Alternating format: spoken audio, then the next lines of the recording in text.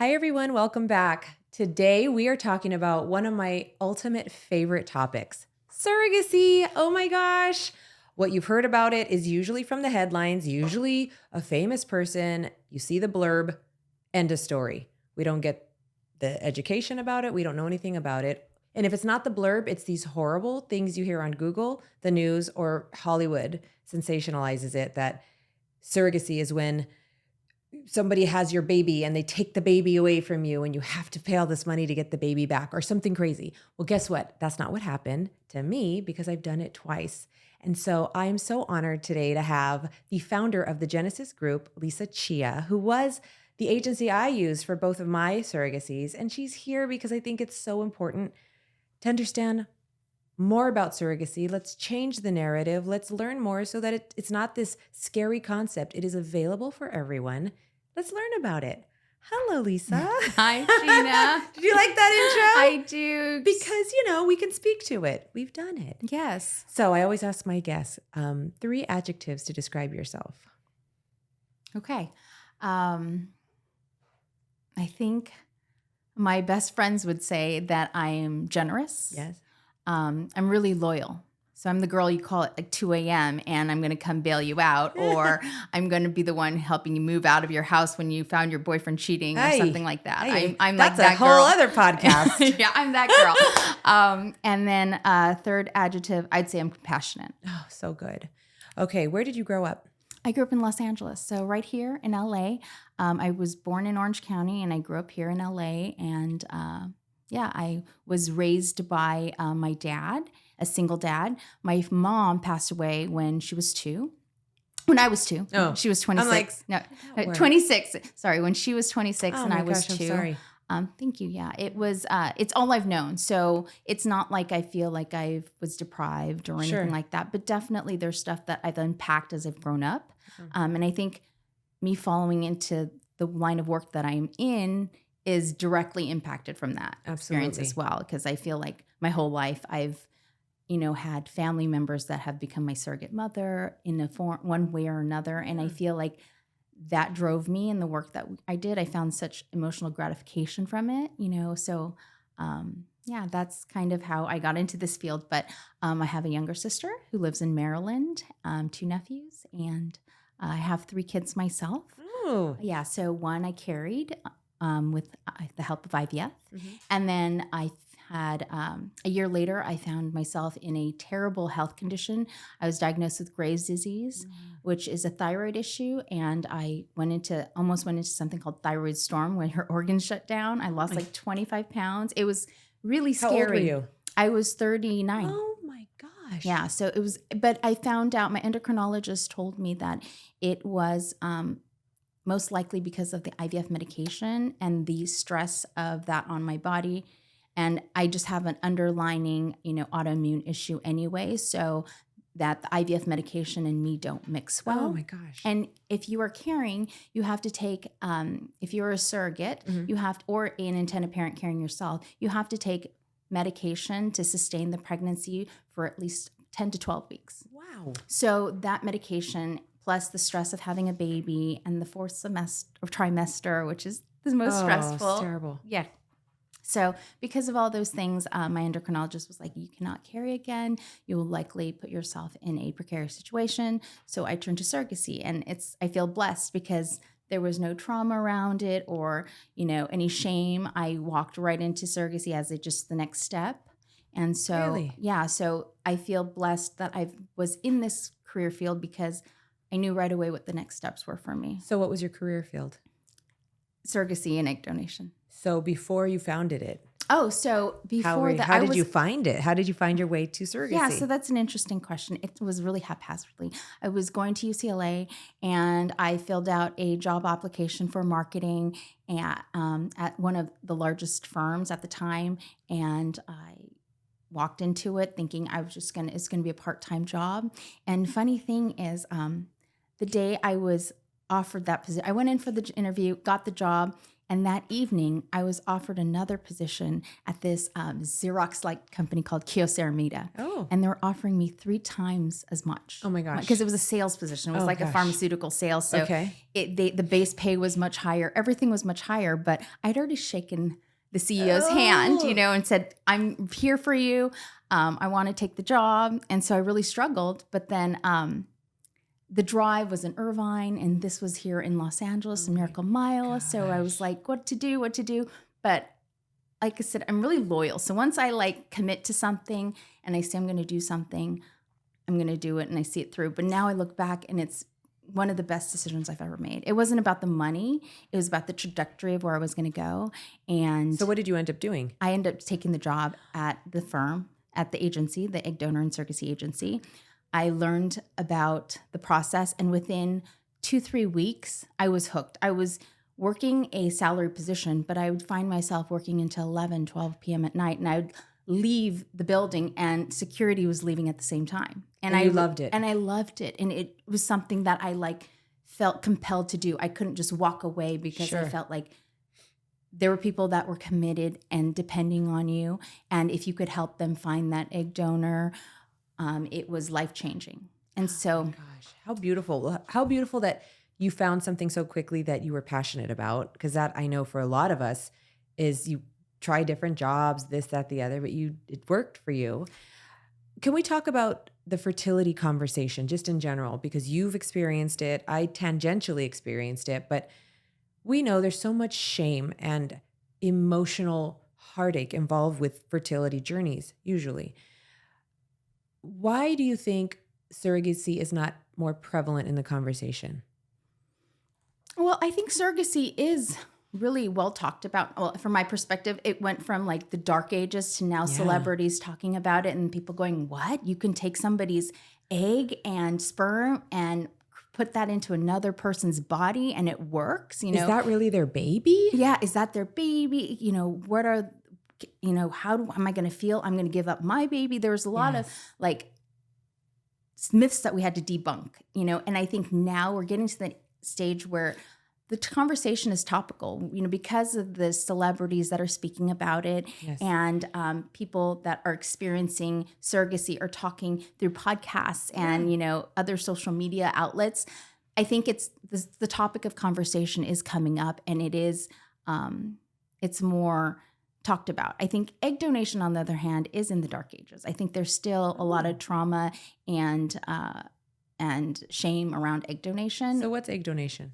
So when a young woman between the ages of 21 to 30 donates her egg to another couple, and they may use their own sperm or they may find a sperm donor and they themselves may carry, or they may find a surrogate to carry for them. Okay. But it is not their genetic makeup. It is the donor's genetic makeup. And so you're taking her eggs. She goes through the same egg retrieval process that any intended mother would go through to get her own eggs. And so 8 to 12 days of medication, and she would have a retrieval. It's a 10, 15-minute outpatient procedure, but it's still a procedure that takes place. And the donor would donate her eggs, and the intended mother would carry, or the surrogate would carry. And so, they have no relationship to those eggs once they're donated? No. So the eggs are deemed as property. And so once she's donated them, she has no parental responsibility or obligation to the eggs themselves. And so, but I find that a lot of women, and gay men are different. Gay men, every step of the process is like, this is exciting, this is new, this is great. But I find that for intended parents that are married or heterosexual couples or even single moms, there is shame around egg donation. Yeah. So you find it more particular to women? Yes, of course. It's a mourning process that a lot of women will go through if they themselves can't conceive. So they will have probably gone through a number of rounds of IUIs, IVF, and sometimes when they get to the point of egg donations, it's been a decade. So it's a lot of emotions, but also trauma. Financially, it's very draining. It's not cheap. Nothing is covered through insurance. Most the time it's not covered. So everything is cash pay. So you have to have the financial means, and oftentimes some intended parents will mortgage their houses, take out loans, and then it creates a lot of stress in their life. So it's really difficult, but I find that the more we talk about it, the more we make it normal and we're able to share our experiences, it really validates, you know what, 1 out of 6 men are going through, some sort of infertility issue. And it is something that is often not talked about because they don't want to, bring it up. It's embarrassing. Oftentimes I've been told by intended parents, it's not that I'm embarrassed about the process, but there's no right forum for me to talk about it. And oftentimes I don't want to throw up my problems on other people and make them feel bad for me or pity or shame. And so I just don't want to even have that conversation. So there's a lot, I think, with talking about egg donation. I feel like it's still very taboo. You don't talk about finding an egg donor. You don't talk about especially if you're a woman. Yeah, because of the whole societal whatever rules they put on us that that's your baby. You're giving your baby away. What kind of mother are you? What kind of woman are you? There's a lot of narratives around it. But I think that if you are a woman in your 20s and you find yourself in a position where you are not connected to your embryo. So some women have this innate feeling, no, those are my babies. Sure. So I would be wondering, is that my child? Is that my child? You don't want to have that kind of psychological trauma either. So, but if you're open. They aren't candidates for that. Yeah, exactly. And so, but if you are the type of person that is open to donating your hair, donating your blood, it's the same thing. It's the same concept. Then this is a great opportunity. It's a win-win situation for the intended parents and the donors because it pays, it pays quite well. Donors are compensated anywhere from, $15,000 to $35,000. So that's great. Yeah. That's wonderful. Well, I didn't go through the egg donation process, but my story is particular to the surrogacy process. And I have a lot of conversations coming at me, so many questions. People are so curious. And it brings me a lot of joy to know that people are feeling a little more confident to bring it up, ask their questions, because there's no such thing as a dumb question when we don't know something. A lot of the people want to know just the process. Okay, well, I'm sure you've heard horror stories of people saying, I want to do surrogacy. I'm going to do it without an agency and without a lawyer. 100% do not do that. That's my take on it. 100% concur. Don't do that. I know they're your friend. I know they're your cousin. I know you know them. Talk about how things could go wrong if people don't get the protected agency and lawyer and escrow involved. Yeah, so I think that's the most important takeaway. If you're going into surrogacy is so expensive that I can see why intended parents are looking to find ways to cut costs. It's become exponentially. What's the average, starting average? I know it's different everywhere.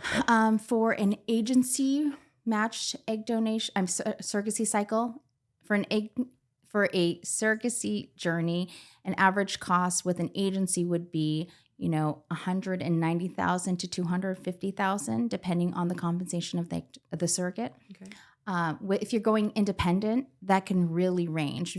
Oftentimes, independent surrogates are more altruistic, and they may be charging way less than what is independent means without an agency involved. Without an agency involved. Okay, but you can do an independent journey still with an attorney, an escrow. You can do it safely. Okay. It's more difficult. You're definitely going to be managing more of the interpersonal connection. With an agency, every step is managed for you, and it's kind of spoon-fed. It's time for legal. You're going to have to do this. Here the terms have been sent out. There's not a lot of homework for the intended parents. And you get what you pay for. And two things. Yes, it's expensive, but so is that car and that house, which are investments. You want a baby. I would think that comes before a car, a house, a vacation. So there's that. The second part is, speaking from experience, your agency absolutely did all of the things that I would never have an idea how to do. One, and more importantly, gave me the peace of mind that I knew I had kind of like a teammate doing it with me. That's really what it felt like to me. Like I could defer to you and you would come to me like, hey, now it's time to do this. Now we're going to do that. What a relief. And if you're spending that kind of money, you should have someone hand holding you. And so that's really, I appreciate, again, thank you so much for just creating that as a resource. It really made all the difference. Thank you. Absolutely. I think that's a testament to our team. Like they're fabulous, passionate team. And they really care about the work they're doing. And I'm so grateful to work with this team. Like it's taken a while for us to get to this team, but it's a group of incredible human beings. Well, it's very evident. So what are like just some 3 takeaways for people interested in exploring surrogacy, having no relation or understanding about it? Well, I think you have to understand the financial aspects of it because it is very expensive. So there is independent journeys and agency journeys. So that I can mention there are organizations. One, I'm a managing partner of a company called Modern Parent Mentor, and they will help you if you need to find a surrogate, an independent journey surrogate. They'll help you find an independent surrogate. They'll also help kind of mentor you through the process. Great. Yeah. So they instead of it's kind of like DIY. So you would either find your own surrogate, and they would say, okay, these are the steps you need to take in order to make this process safe and more cost effective. And we'll coach you through the process and say, okay, this is time for legal. Now you have to do these things. And then you'll come back to us and you do the homework, and then we'll send you out with another task, So it's mentored through the process. There's options. So there are options to make it more cost effective. Okay. Also, you want to make sure that you've thought about the process. So now you're going to invite another surrogate into your life. So what does that mean? You want to talk about aligning your viewpoints. So you want to find a surrogate that has your type of values in mind. So what am I talking about? We're talking about termination. That's a big one. Like a lot of intended parents will say, you know what, I will never terminate under any circumstance. And some surrogates would say, great. If some intended parents would say, if there was Down syndrome or some sort of abnormalities that may call life-altering changes for that child, I want to terminate. Some surrogates may not be open to that. Sure. Or some surrogates may not be open to carrying twins. So if the embryo splits, then you have to have that big conversation of reduction or termination, because it could be one embryo that splits and you can't have a termination. So you want to make yourself... And this is where an agency will come in and help and make sure you are paired with someone. We ask all the questions that you don't think about. Even, at your match meeting call, we were going to talk about things about the delivery. What's that looking like for you? If there's an emergency C-section, who's going into that room? Yes. Is it going to be one of the intended parents, or is it going to be the surrogate support person? So that's like, if I'm a mom and this is my first child, I want to be present at the birth. And if my surrogate's like, no, I really need a support person, I need to respect that. Yeah. And so, but I want to find a surrogate that's going to align with my values, So beautiful. So it's important to take those things into consideration. And then lastly, I think, you want to think about after the baby comes, the relationship. Some surrogates feel like, you know what, I'm doing this because I want to help another person, but I also want to have that connection with that child or that, intended parent. Yeah. Not the kind of connection where we're talking about like, I'm involved in decision making, but more like, once a year I get a birthday card, showing me how he's grown or how she's grown. And, I just want to be involved in some way. Whereas some intended parents are like, once the baby comes, I appreciate that you've done this, but I really want to focus on my life and I'm really not interested in having. Okay too. And that's okay. Either one's fine. Yep. We just want to make sure that we have the same type of mentality going into the process. Right. That was so important. And again, through your agency, you matched, and I know you have like an algorithm that probably did this, just like a dating site. You put me, I think I only interviewed with Andrea. She was the first person you recommended. And again, we used her twice, and we choose to be in touch with her. And we try to get together a few times a year, and through social media, she's able to see the boys and we comment, and it's just wonderful. I want my boys to know her and her journey and why she did it and why they're here. And it's so beautiful. I think it's so important that you bring that up, because I think some intended parents won't discuss that their child was born through surrogacy or egg donation. And I think that's their child's birth story. And it's so important to tell them, and tell them why this happened. I carried my son Kai, and my middle son was carried by Jessica. Mm-hmm. And so we always tell the kids know. They're like, you were in mommy's tummy, you were in Jessica's tummy, you were in Portia's tummy. It's no big deal if you say it's no big deal. Yeah, you normalize the conversation, and no one else is going to change that narrative later on, and so it's empowering for them as well to know that this was all from love, and it was normal, and there was nothing wrong with them. It's so good. It's so beautiful. And so how can people find out more about Genesis, you? How can people connect? Yeah. So the Genesis group, you can go genesiseggdonation.com or genesissurrogacy.com. And, as far as I'm concerned, I think my Instagram handle is Lisa Fertility Mom. She thinks you're not on social a lot. I'm not on social. I am the worst. Okay, so I'm an extroverted introvert. Okay. So I don't mind being in front of the camera or talking to people or engaging with people, but I also like my privacy. So It's very difficult for me. Social media is something that is a chore. No, that's okay. It's not for everyone. I get it. It's not, but I do see the value in it. I see that when you share, it's connectivity. Oh, it's wonderful. And it is, and it's empowering, and you bring so much information so easily, and people can connect at a click. And so it is wonderful in that sense, but I find it to be a little bit more cumbersome and harder for me. That's okay. And so I am on it. Obviously I do, I'm more of an updater for my family. I like update my family. Here are the photos. Sure. Well, you're about to be all over the internet because of this podcast. So I appreciate you being here. Thank you. Please do reach out to Genesis if you have any questions. You've got to start somewhere. You don't know what you don't know. There's no such thing as a dumb question. And I truly believe it worked for us the way it did because we approached it, like you said, with love, abundance, and a very accepting mindset. We didn't go in like fear-based, like, oh my God. Learn about it, educate yourself, and then go in with the best intentions, the best positivity, and however it happens for you, it will. And so, Lisa, thank you, my friend. I'm so excited. I'd love to have you back so we can jump into more specifics of surrogacy. Yeah, I would love that. I would love it. So thank you. And everyone, please follow Genesis, give them a call, and thank you for watching. Bye. Thank you.